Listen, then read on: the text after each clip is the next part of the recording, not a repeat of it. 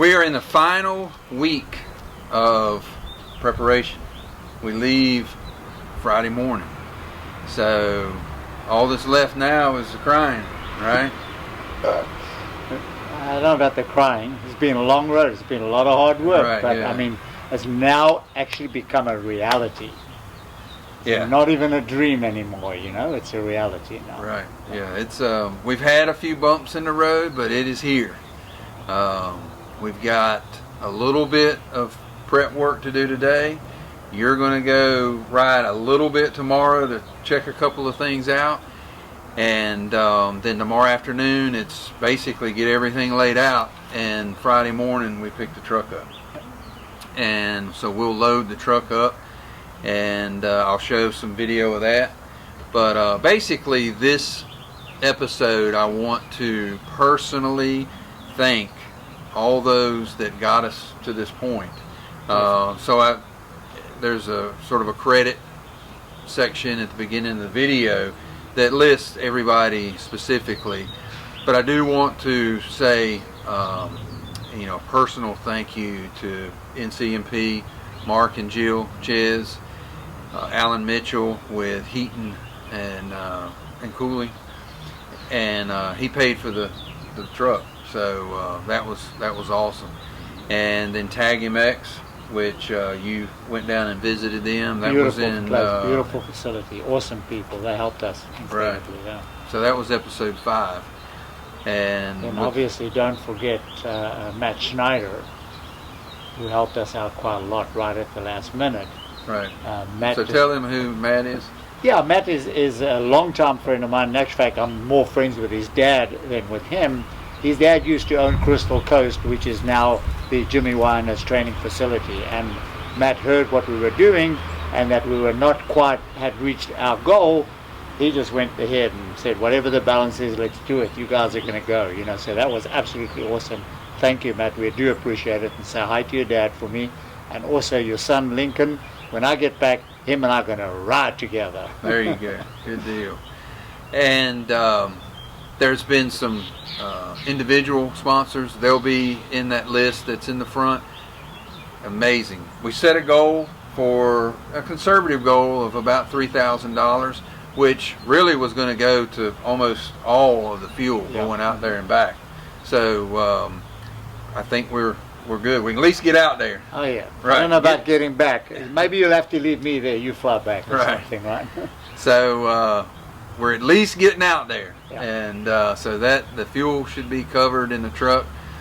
And Lee Walston. Lee's going to go with us as well. Yeah. So we're going to carry Lee's bike out. He's going to fly out and meet us, and so we'll carry it out and bring it back. So that was a nice phone call we got from him. He, I think, kind of decided at the last minute to head out and race. And he's with a good us. rider, so we're hoping some good results from him as well. Right. Yeah.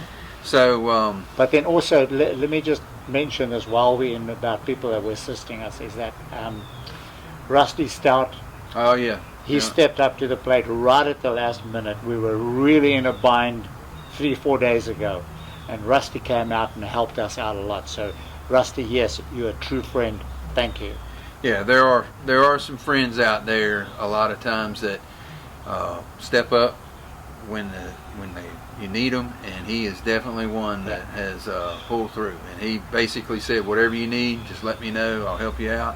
And he has, and that's been amazing. So really, that's what this episode is about, is personally thanking all these folks that have stepped up and helped Ike out. I say us, but really it's you. Well, I couldn't have done it without you anyway. So yeah, it really is about you. I paid for my entry, and I've got a bike I'm gonna carry out. I'm gonna race a sort of a novice class just for something to do to get out there and not be sitting around the whole time. So I am gonna do a little bit of racing, but really it's well, maybe next year we'll have you on WRAL, right? Right. How about that? Yeah, that was really cool. That was a surprise.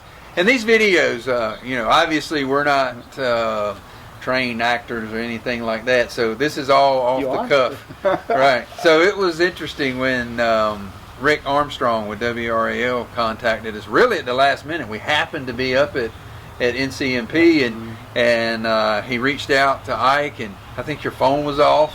You had to get hold of you. Right, and so he said either today or tomorrow, and I said, well, we happen to be up here today, so he said, let me get my camera and a couple of things, and I'll drive right up. And so I gave him the address to NCMP. He drove right up there and jumped right in it about lunchtime, and after about an hour and a half, he'd gotten enough footage, and I think he took some of my footage where I was following you. Yeah.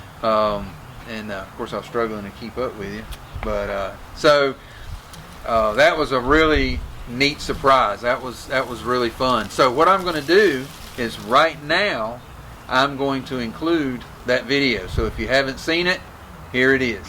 Now a WRAL Morning Original, new reporting first at 6. An Apex man is all revved up to compete in a motocross race in California next month. But get this, he's 70 years old, and he's actually the favorite to win in his age class. He is our Morning Original. From the first time 70-year-old Ike Dejager straddled a motorcycle, he knew it would be a lifelong passion. His favorite pursuit is rough and tumble motocross racing. So you're moving forward, you're moving backwards. If you ride, by the end of the day, there's not a bone in your body that is not sore. For 20 years, he's made a living teaching others in the sport to help fund his own racing goals. He says success requires discipline. Everything has to be right. You have to eat properly, you have to train properly, you have to have a good night's sleep.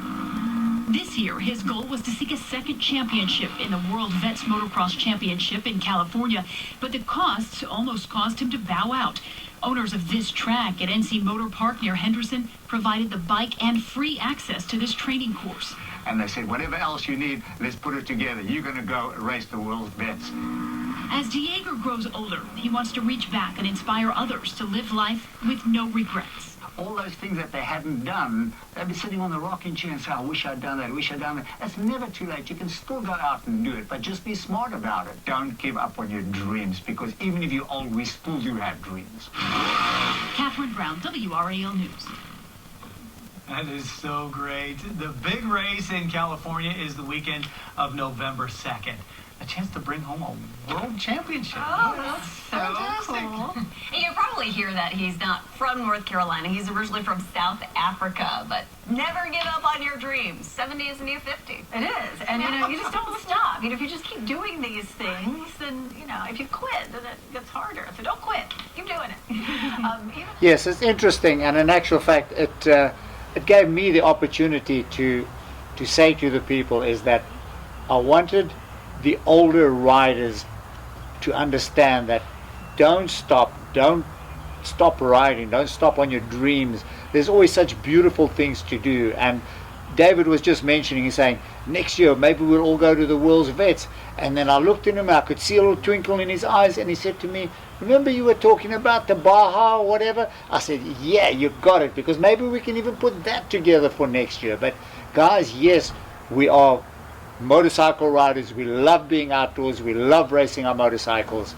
Let's do these things. It's very important in life. Right. Yeah. So it doesn't have to be next year the World's Vets. It could be headed down to Baja and race that. Who knows? But this was last minute, and it took us we had to hurry to get this thing put together. But next year, if anybody wants to contact us, has an idea, let's do it. Yeah, let's plan earlier and do it. Yeah. Let's get some vet guys together and maybe head down there or something different. I don't know. I don't know what else is out there, but I would love to take on something different next year, but plan a little sooner. And so we're not under so much stress. Right. Yeah, it has been stressful. So we appreciate y'all. Thank you. This is episode 5 or 6. This is number 6 now. 6, yes.